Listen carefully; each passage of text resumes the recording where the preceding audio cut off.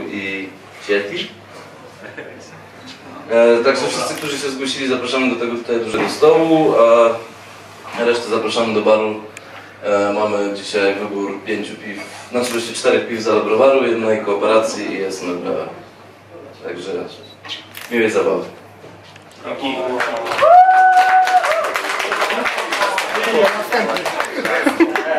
Dzięki, że jesteście przede wszystkim. Myślę, że troszkę zmęczeni po niesamowicie intensywnych dniach we Wrocławiu i Warszawie, ale mamy nadzieję, że podołamy jeszcze i dzisiaj.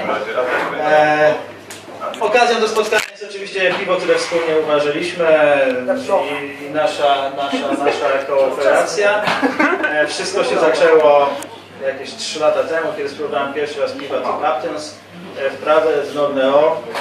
I było to moje pierwsze piwo, które spróbowałem, było na amerykańskich chmielach. Od tego się cała moja zajawka bycia hopheadem zaczęła i w zeszłym roku razem z Arkiem mieliśmy przyjemność stażować w browarze, a niecały miesiąc temu uważać wspólnie piwo i cieszymy się, że dzisiaj możemy je Wam zaprezentować. Myślę, że na koniec degustacji będzie. Oh, sure. Do you guys hear me without the microphone? Yeah. Yep. You know, I think it's much nicer than using these electronic. So, yeah, it's great to be here. Thanks a lot. I really appreciate coming to Poland. I appreciate coming to Gdańsk. It's a beautiful, beautiful town. We had a trip on the water coming in from Gdynia today. It was really awesome, and I'm very happy to be here. It's a lot of fun to brew with other brewers. I think it's something which is unique for craft brewing. Craft brewing is not only about beer, it's also about cooperation with other people. And it's a global thing, it's a global movement. And our collaboration with AleBrowar has been really a lot of fun and very interesting. There's so much to learn from each other. And hopefully we're going to brew together in Norway one day. Maybe this beer, maybe some other beer. Time will tell. We got started in 2002 in Norway because there were no other producer of other beers than light lagers. Light lagers were the only beer available. We had a really hard time getting it going, making people understand what we were doing. The first response to our beers were that this is not beer, or people here don't like this. It was really a hard time to make people understand what craft beer was about.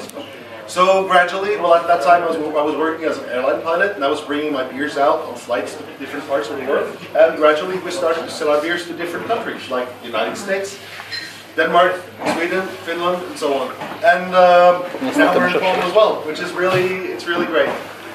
We really didn't want to be an exporting brewery, we wanted to be the local brewery, but we just ended up finding markets outside Norway initially. Lots have changed in Norway. It's just like Poland. It's like craft beer is gaining popularity very quickly, and it's a lot of fun. It's a lot of fun to see that this is a global movement and so much is happening. And again, as I say, please pay attention. Please notice that this is not about a transaction selling beer to people. This is about the movement which we all create together. Craft beer culture is not an ownership of a brewery, it's the ownership of the people. And as you know, with these guys, there's like a lot of interaction, and that interaction is really important. Yeah, that was a quick thing about who we are and why we're here. I don't know what you just said, so that's why I'm turning to you and asking like. We started the degustation of first beer. Will be 100. Okay, first beer 100. Okay, cool. Shall I get talking about it? Shall I? Yeah, cool. Macie już próbkę setki? Dobra. Our batch 100 was a beer which was not supposed to be sold commercially. When we had reached 100 batches of beer, we were actually quite tired. We sold everything and we didn't get to enjoy it ourselves. And we thought, why don't we make a beer which is for us? It's not for the masses. It's only for us, and we'll drink it in the brewery and serve it to people visiting us, but nobody else will taste it. And first we thought we should make an Imperial IPA. Then we thought, oh, it's nice with dark beers as well. Why don't we make an dark imperial IPA, and we ended up with the 100 as it is today. It's not an IPA. It may be a barley wine, but I don't really know if it is. I don't think we can send it to any competition in the barley wine category because it's different. So why did it end up being commercial? Thank you. Because we did not stick to our principles, and we sold 2 cases to a beer bar in Oslo, and coincidentally that was the beer bar where people from the government liquor stores used to go, and they, what can I say, they came out with a tender for a beer, just like this, and we didn't respond to it because we were too busy.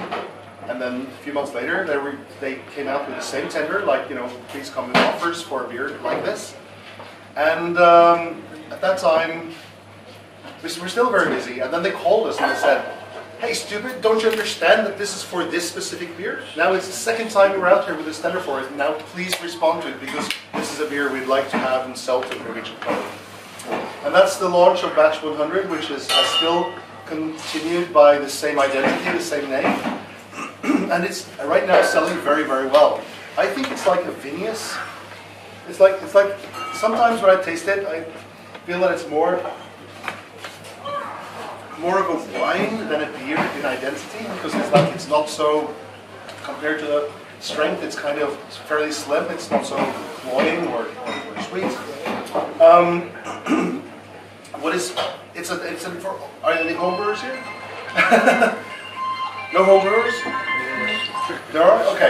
This is a super easy grain bill. It's 88% pale ale malt, 10% wheat malt, and 2% chocolate malt. And it's fermented with a very clean fermenting yeast. And there's not so much going on in the aroma picture from a hop perspective. There's finishing hop with Columbus to give it that little, what can I say, licoricey kind of note to it. And then it's dry hop with Chinook, which is a fairly rough hop to dry hop with. It's actually one of the most efficient hops to use for dry hopping, and you get that earthy, rich, kind of aggressive hop aroma to it.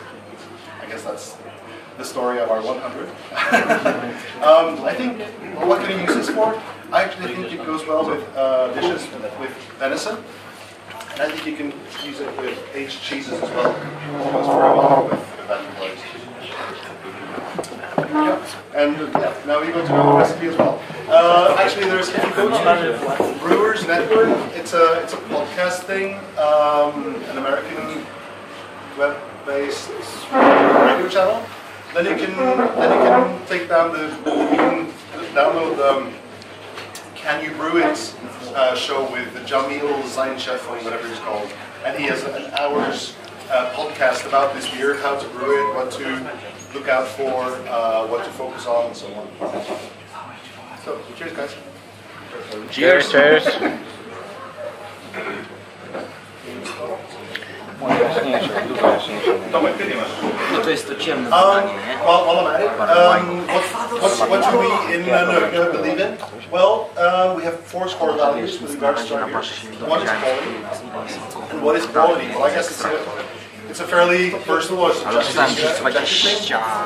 Quality to us is quality ingredients, quality grains, quality hops, but also the fact that we do not filter.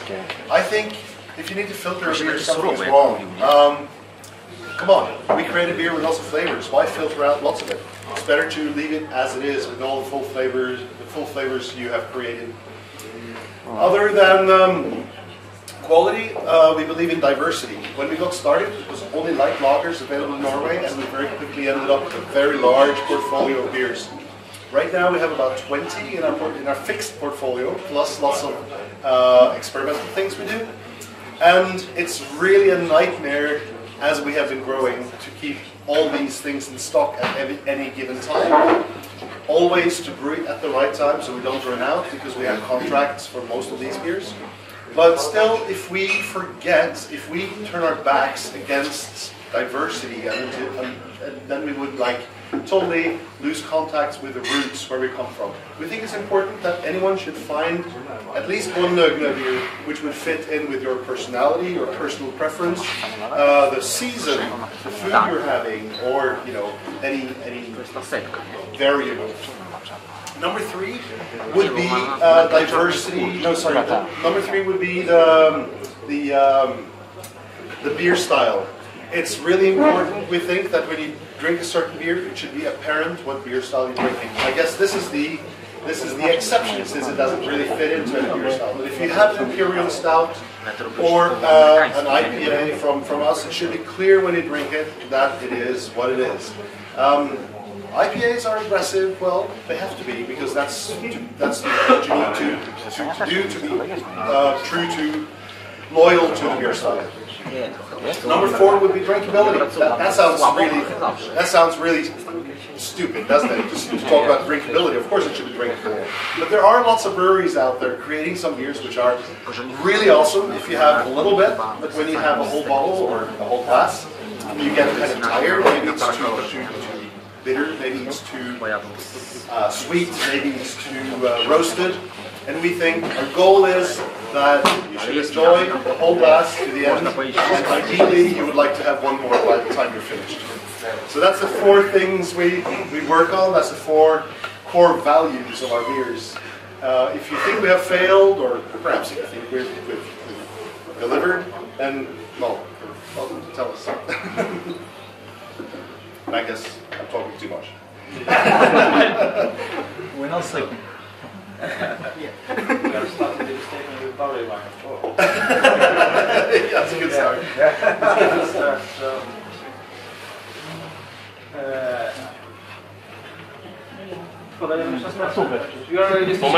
Momencik może. Momencik? Chcesz Tak, momencik, tak, żeby się tak, pocieszyć tak. piwem i Tak.